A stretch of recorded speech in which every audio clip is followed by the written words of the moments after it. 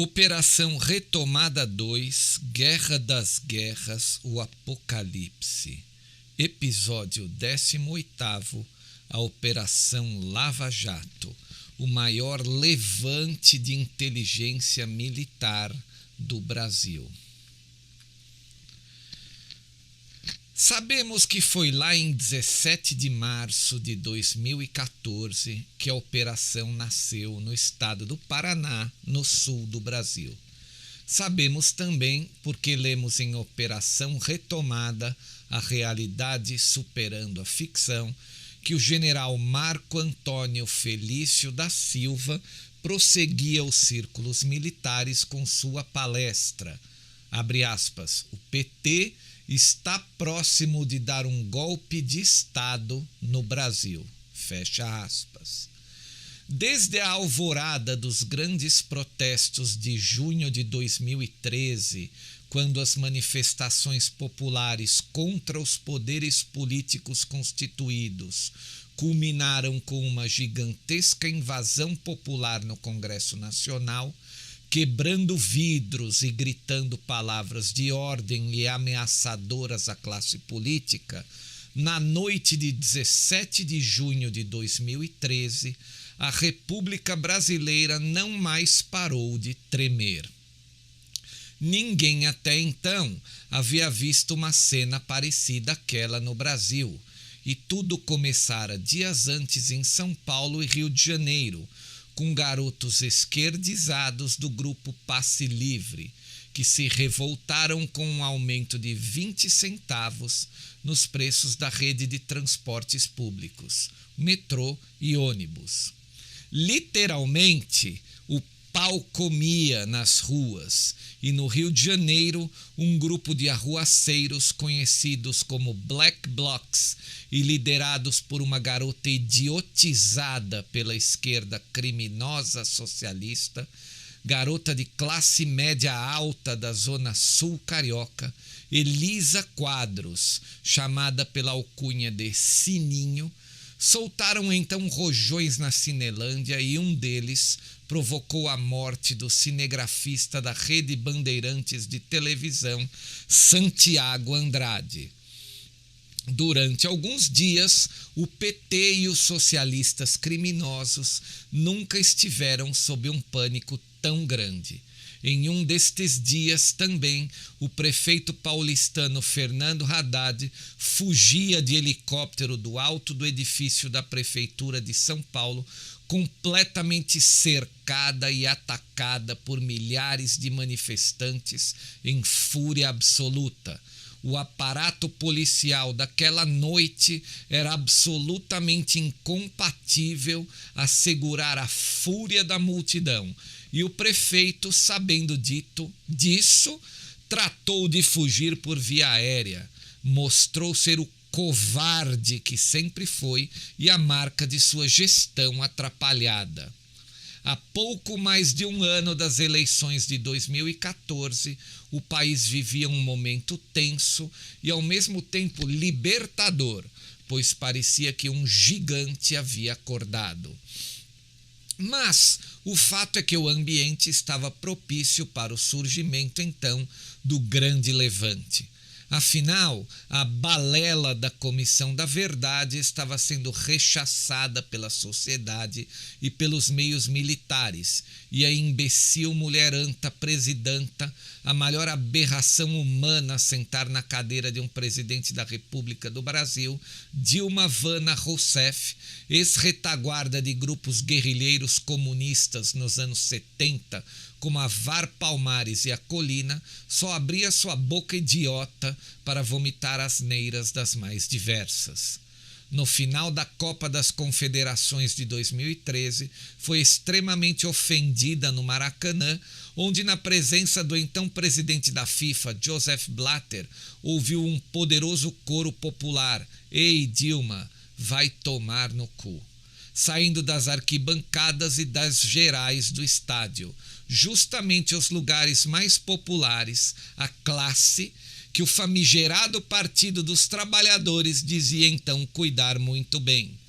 O fato é que a operação, no ano seguinte, 2014, foi se aproximando dos personagens políticos ligados ao PT e, num momento decisivo, a 3 ou 4 dias das eleições presidenciais em primeiro turno, a revista Veja coloca uma matéria de capa com metades dos rostos de Lula da Silva e Dilma Rousseff, dizendo: eles sabiam de tudo. Obviamente, como sempre foi uma operação de inteligência e não de força bruta, era necessário um planejamento minucioso. A pátria tinha e ainda tem muitos grupos e organizações criminosas, inimigos internos do povo brasileiro e da nação brasileira, saqueadores e agentes dos globalistas infames, uma gente comprometida apenas com a agenda dos donos do mundo e suas recompensas financeiras por implantá-la.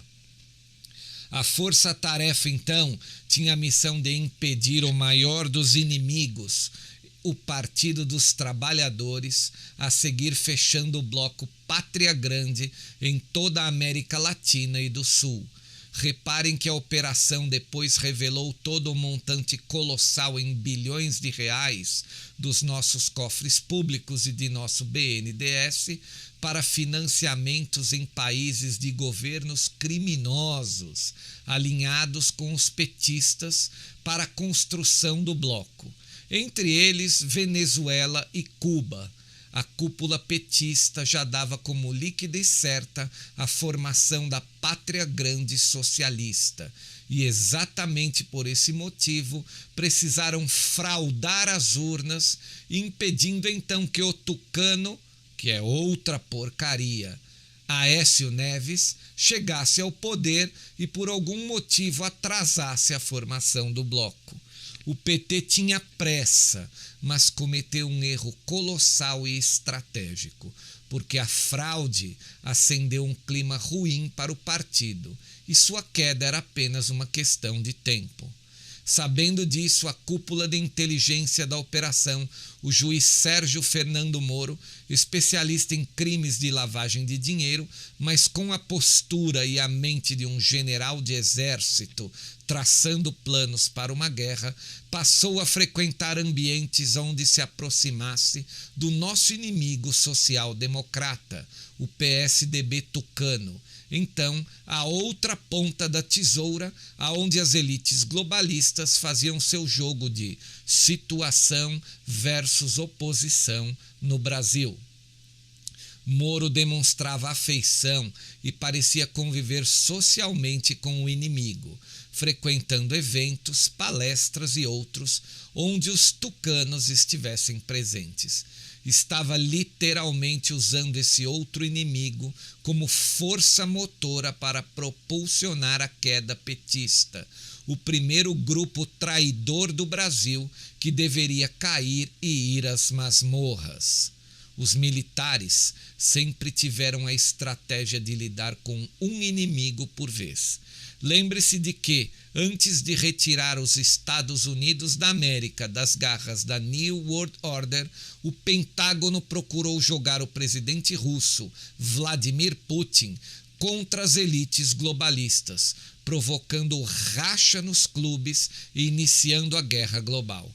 Aqui, no caso da Lava Jato, a coisa parecia seguir a mesma maneira, e era aconselhado, então, que Moro fosse visto, a princípio, como um aliado por essa outra facção, a social-democrata, canalhas e bandidos mais perigosos ainda pelo fato de enganarem muito mais incautos na sua sequência de implantar a agenda global.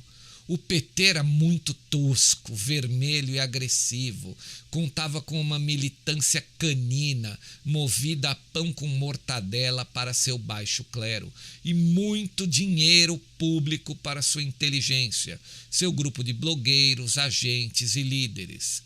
Já os tucanos falavam melhor, usavam perfume fino, ternos mais alinhados, impressionavam mais a classe média e se vendiam como conservadores.